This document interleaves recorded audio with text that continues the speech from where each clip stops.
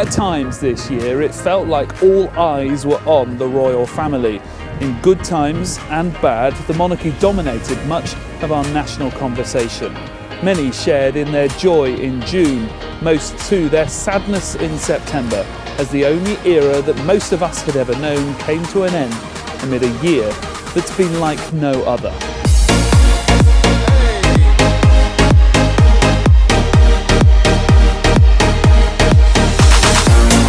The maestros.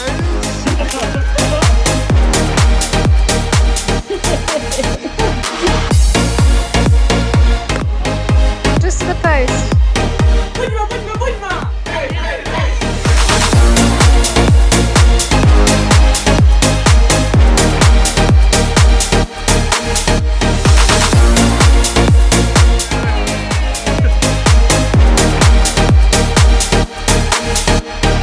The year began with celebrations for my father's 60th birthday, meals out with the family, and a weekend away in the Forest of Dean. Is this exciting?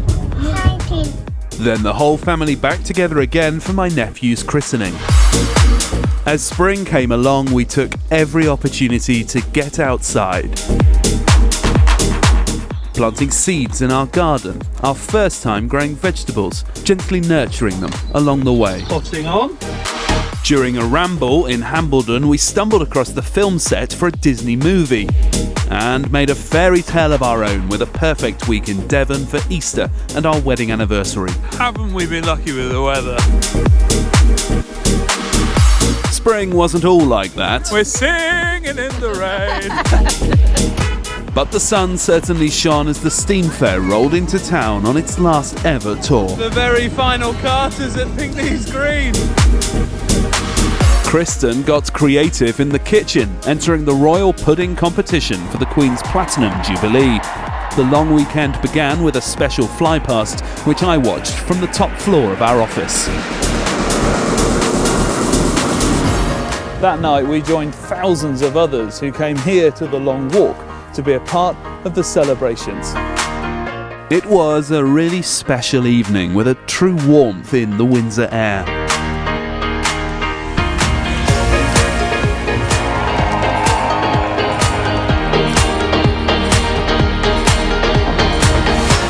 And throughout that weekend, the joyous spirit just seemed to continue. Happy Jubilee, man.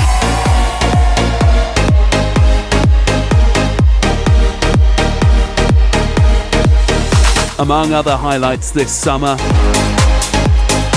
singing Evensong at Chester Cathedral, enjoying the beauty of the Peak District, and a week on the South Coast.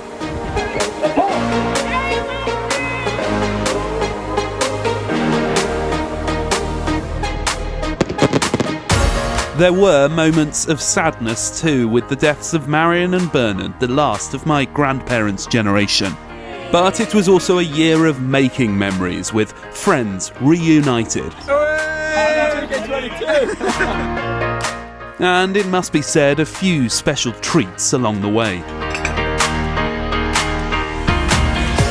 I was lucky enough to see more than 20 shows, ballets and operas, 4 of which were at Glyndebourne.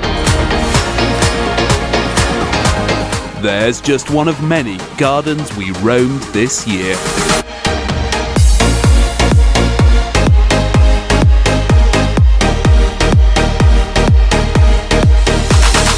Back in our own, it was time to pick our produce, with mixed results. Carrots for tea.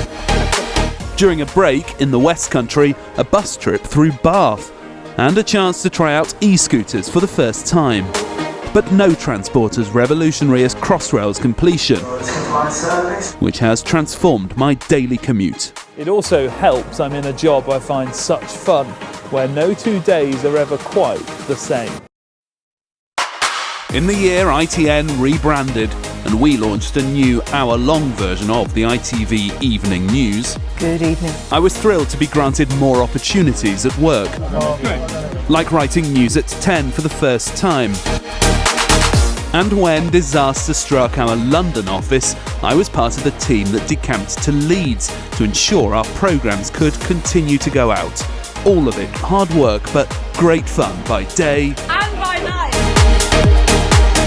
But of course, of all my work memories this year, there's one story I'll never forget being in the newsroom as we covered.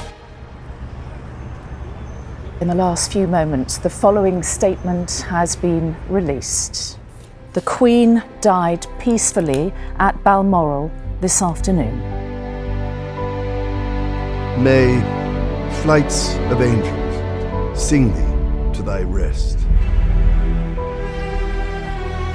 Just about everything and everyone seemed to stop.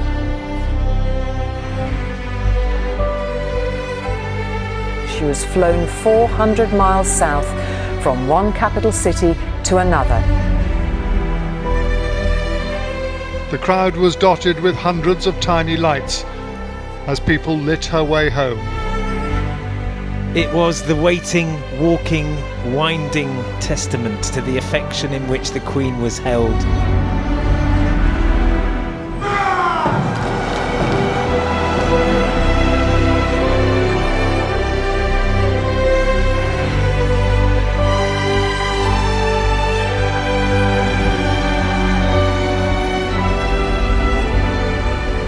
A long walk of pageantry, not just fit for a queen, fit for this queen.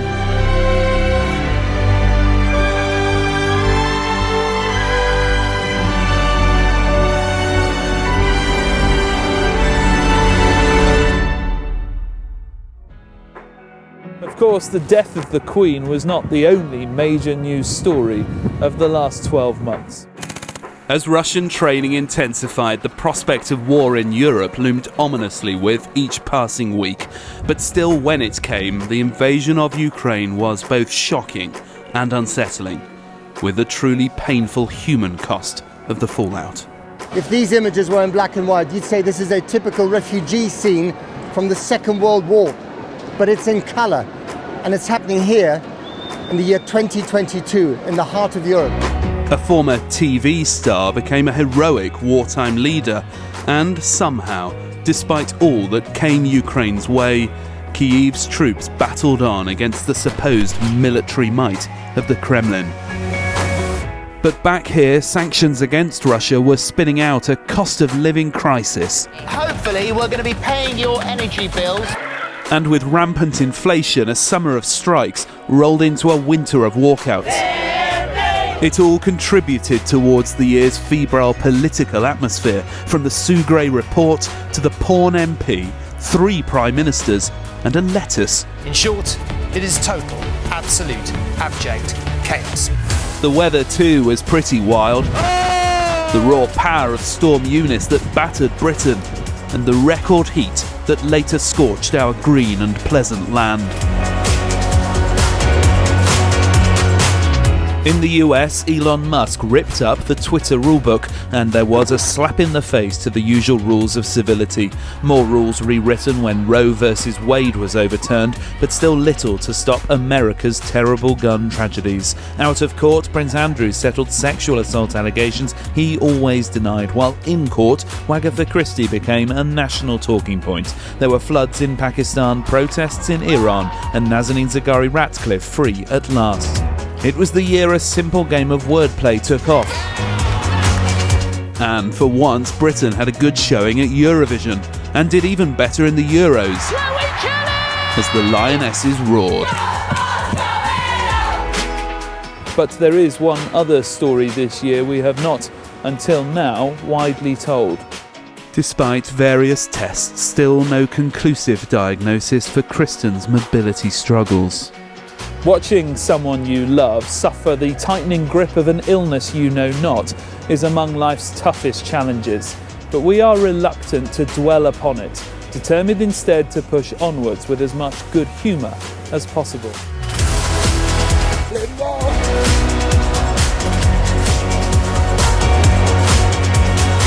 The new era that is just beginning may take some getting used to, but as Her late Majesty the Queen once said, whatever life throws at us, we are stronger when we share the load. Happy New Year.